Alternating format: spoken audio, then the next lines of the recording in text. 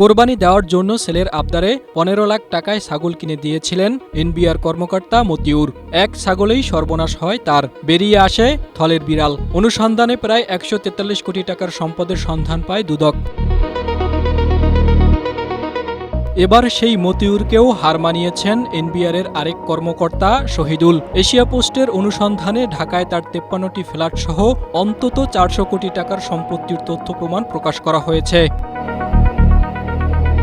আসুন জেনে নেই মতিউরকে হার মানানো কে এই শহীদুল। শহীদুল ইসলামের বাড়ি বাগেরহাটের মোরেলগঞ্জে। তিনি এনবিআরের বিসিএস ১৩তম ব্যাচের একজন কর্মকর্তা। কর্মজীবনে এনবিআরের বেশ কয়েকটি গুরুত্বপূর্ণ পদে দায়িত্ব পালন করেছেন।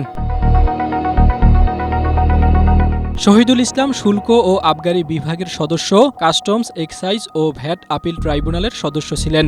এছাড়া চাকরি জীবনে শুল্ক গোয়েন্দা ও তদন্ত অধিদপ্তরের মহাপরিচালক এবং ঢাকার পশ্চিম জোনের কাস্টমস সহ এক্সাইজ ও ভ্যাট কমিশনারের মতো দায়িত্ব পালন করেছেন। এসব পদে থাকাকালে বিপুল সম্পদের মালিক হয়েছেন শহীদুল। তার সহকর্মীরা জানান, মূলত চাকরি জীবনে বড় বড় করদাতাদের কর ফাঁকির ব্যবস্থা করে বিপুল এই সম্পত্তি গড়েছেন তিনি। ঢাকায় ৫৩টি ফ্ল্যাট সহ ৪০০ কোটি টাকার বেশি সম্পদ গড়েছেন। রয়েছে একাধিক আলিশান বাড়ি, অন্তত ২০টি প্লট ও দোকান। Desk report, Asia post.